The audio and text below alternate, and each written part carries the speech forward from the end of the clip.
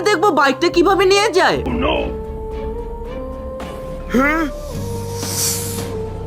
আরে আমার বাইকে এত বড় সাপ কোথা থেকে আসলো? আরে আফজাল ভাইয়ের কাছে যেতে হবে।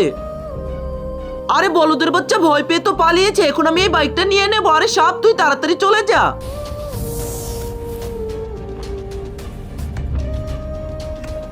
আরে আফজাল ভাই এদিকে আসুন, আমাদের বাইকে অনেক বড় একটা সাপ চলে এসেছে। আরে তোর মাথায় সমস্যা নাকি? আমাদের বাড়িতে সাপ কোথা থেকে আসবে? আরে বিশ্বাস করুন, আমার সাথে গিয়ে দেখুন। আচ্ছা ঠিক আছে, চলো তোমার সাথে গিয়ে দেখি।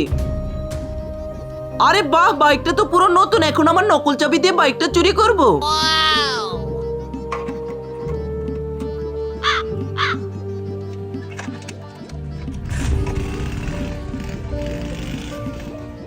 আরে ভাইজান এই দেখো। আরে বলদের বাচ্চা কোথায় সাপ? এখানে তো কোনো সাপ দেখতে পারতেছি না, আর বাইকটাও এখানে নেই। আরে সারা রাত না ঘুমানোর কারণে সব আবল তাবল দেখতেছো। আরে ভাইজান আপনি আমার কথা বিশ্বাস করুন, একটু আগেই তো এখানে বাইকটা ছিল, আর বাইকটার উপরে একটা সাপ ছিল। আরে তুই কি বলতে চাইতেছস? তার মানে বাইক আর সাপ দুইটাই গায়েব হয়ে গেছে? আরে ভাই সাহেব আপনি বিশ্বাস করুন, আমি আমার নিজের চোখ দিয়ে দেখেছি। এখানে বাইকটা রাখা ছিল আর অনেক বড় একটা সাপ ছিল। মনে তো হইতাছে তুই পাগল হয়েছিস, সেই কারণে পাগলের মতো করতেছস। আপনি এইভাবে বিশ্বাস করবেন না। চলুন আমি বাইকের টায়ারের সব দেখাইতেছি। চলো ঠিক আছে ভাই, এই দেখো টায়ারের দাগ। আরে টায়ারের দাগ তো আছে, তার মানে আমাদের বাইকটা চুরি হয়ে গিয়েছে। মনে হইতাছে ওই সাপটাই চুরি করেছে। আরে সাপ আবার কিভাবে চুরি করবে? আমার মনে হইতাছে কেউ আমাদের বাইকের উপরে সাপ রেখে গিয়েছে, যাতে আমরা ভয় পেয়ে চলে যাই এবং ও বাইকটা চুরি করে নেবে। ভাই আমরা দেরি করতেছি কেন? চলো তাড়াতাড়ি থানায় গিয়ে রিপোর্ট লেখাই। আচ্ছা চলো।